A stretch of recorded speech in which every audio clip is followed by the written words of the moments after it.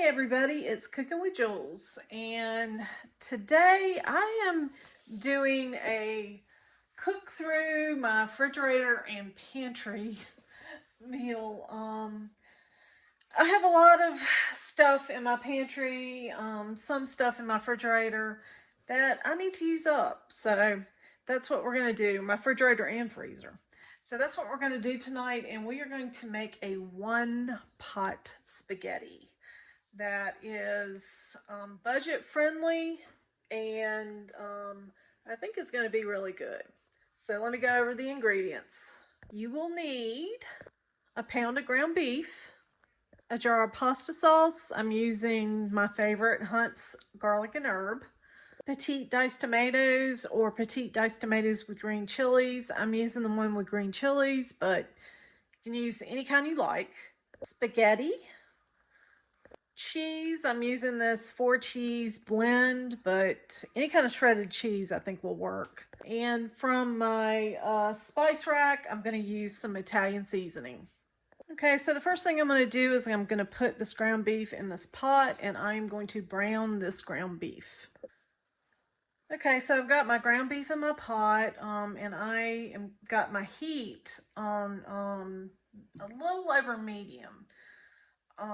You don't want to when you're browning meat, you don't want to put it too high because it will cook, it will likely burn. I've learned that to go no more than medium high, but really just above medium is like the perfect temperature to brown some kind of ground beef or whatever you're cooking. So waiting for the burner to get warm here. And I'm going to start browning this ground beef. So we've got another thunderstorm coming. We have had a lot of heat. It's been so freaking hot and humid, which I guess that's pretty much true for most of the country. And we had a of a thunderstorm a couple of days ago. I'm surprised that the power didn't go out. So, and I'm hearing thunder rumble, which is going to cool off things temporarily, but of course it'll get hot again. But hopefully it's not a bad thunderstorm and I can get this food cooked. Another thing I like to do with ground beef is I like to let it sit in the pot for a few minutes and brown it on both sides. I saw a viral, or not a viral, but a chef that has a Facebook page do this, and I've tried it a couple of times, and I think it really does a good job as far as getting the outside brown before you break the meat up. So I've had good results, at least when I've done it this way. So I'll probably cook my ground beef like this. I'll probably cook it like this in the future. So, okay, so my ground beef is almost, ooh, Lord, did you hear that?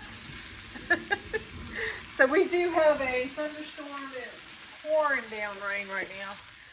And big thunder. I've got my meat. It's almost brown. Just making sure everything's cooked through. Cooking this on a lower temperature, I found I used to be so impatient when I tried to do things like brown ground beef or whatever ground meat, and cooking it on a lower temperature is really the key. And some patience. That's like one of the things that I had trouble with when I was younger in cooking something, was not having patience and wanting it to cook like yesterday. It's got to cook yesterday. It's like, no, it doesn't have to cook yesterday. You just have to have patience. So I'm going to use the paper towel trick to mop up some of this grease. This was a really high quality cut of meat. A couple months ago, Food Line had like this real good Angus ground beef on sale for like $5 and $6. So, you know, I grabbed that instead of like the Food Line brand ground beef. So, you know, the better the cut, obviously, or the more quality, the less grease it gives off, or the less oil or whatever it is. Grease. So I'm going to mop up what's in the pan, but it really didn't give that much off. So let me grab a paper towel and do that. Okay, I've got my paper towel, so I'm just going to swish it around to get the grease. Swish it around a little bit. I would have never thought of this on my own, but you know, the big creators love it. Oh, more thunder. We are having a thunderstorm. Okay, I've got my can of garlic and herb pasta sauce, so I'm going to pour that in.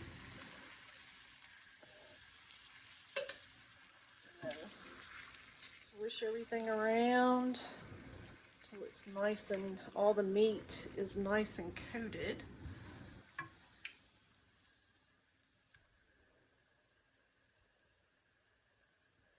And then I'm going to put in my petite diced tomatoes with green chilies. Now I've got my petite diced tomatoes with green chilies. So I've added that, and that's going to give it a lot of flavor. The flavor with the garlic and herb pasta sauce along with the diced tomatoes and green chilies. And I don't think that this is really going to be that spicy because you're kind of watering it down with the pasta sauce. Plus I'm going to put water. Since I'm going to do this as a one pot meal, I'm going to put some water in this. So the other thing that I wanted to add was some Italian seasoning from my pantry. So let me get that up. So I'm just going to give it some generous shakes. I'm not going to measure anything because, you know, it's just according to how you feel. I'm just going to cover the top with a little bit of Italian seasoning. I think that looks good. And I'm going to stir that up. Then I'm going to add take the Hunt's garlic and herb pasta sauce can and fill it up 3/4 of the way and add the water. Okay, this is about 3/4 of the way, so I'm going to add that. And it would be better with beef broth or chicken broth, but I did not have any, so. All right, so I've got that in, and I'm going to add a little over half the box of the spaghetti. So I've got one thing of spaghetti, and I am going to cut this, break it in half, so it cooks more evenly in the pot. Okay, so I did use a little over half of the box. As I've said, I'm kind of a messy cook, but going to get this kind of distributed evenly in the pot and just make sure all the noodles are submerged in the liquid. Now I'm going to turn this up to high and let it boil for just a second, get it up to boiling, and then I'm going to turn it low and put the lid on and let it cook for about 20 minutes. Okay, so I've got my pasta boiling. I'm going to turn it down to all the way down, whoops, to low. Don't turn it off, turn it to low. And then I'm going to cover the pasta and I'm going to let it cook for 20 minutes now.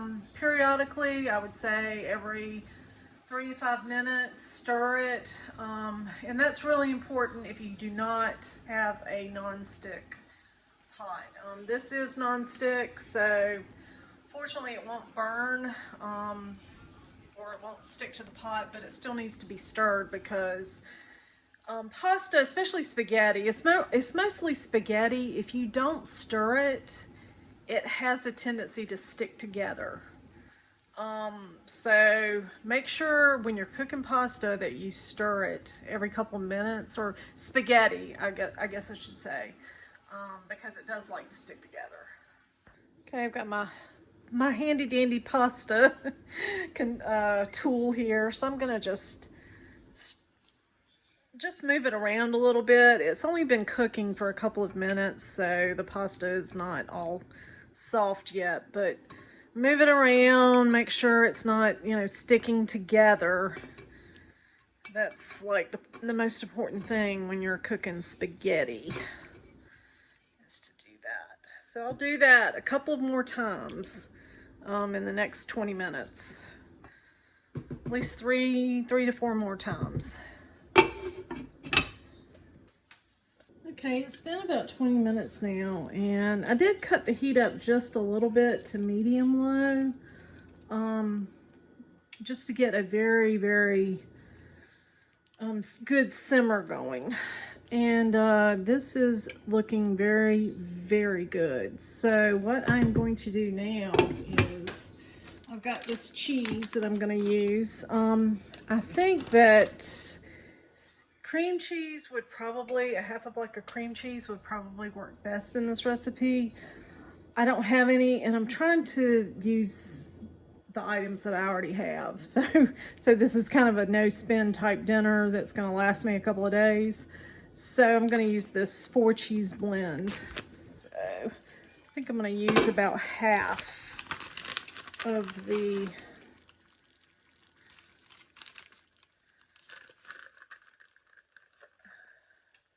bag. Just going to pour it in.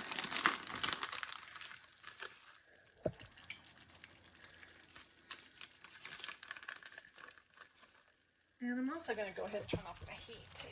So turn off the heat and then put in whatever cheese that you would like. Now this is also an optional step. If you don't feel like you really want to put in the cheese, then you don't have to. Just turn it off and I would recommend letting the pasta sit for a little while to thicken up, but I'm gonna let this cheese melt, put the lid back on, and then I'm gonna stir it up. Okay, so I'm gonna stir my pasta up. It has my cheese all in it. And you know what? I think I'm gonna add a little bit more cheese to this to make it a little bit more creamy. So I've got my cheese, and I'm just grabbing a little bit more just to put around. And like I said, that is about a half of the bag. So okay, so I did have some garlic bread in my freezer too, so I wanted to use that up. So I put 2 pieces of garlic bread in my oven, preheated to 425. This is just garlic bread that I bought at the dollar store. So if you can find it at the dollar store, it's $1.50. It has 6 pieces in it, and it's one of the best things you can buy. Best deals you can buy at the dollar store. But I'm going to stir, and that is looking really, really good. Definitely looking good. So while the garlic bread is toasting, which that's only going to take a couple of minutes, this will be ready to serve, and I am excited.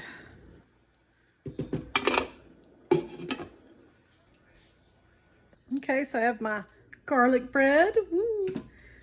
And I am going to dig into this spaghetti, and this is almost a feed a crowd spaghetti. You could probably put a little bit more spaghetti in this and make it a 6-person meal. This is about 4 to 5, I think. But I am going to put some of my spaghetti, get my plate all full like I want it, and then I'm going to try. Okay, so I have my spaghetti. It looks so good. I've got my garlic bread. So I am going to give this a taste and see how good it is. If I can get it on my fork well enough. So that is really, really good. Oh my gosh. It's really saucy, but it's not overwhelming. It has a really good flavor to it. It's top notch, top notch. I'm gonna try some of the meat in with it too.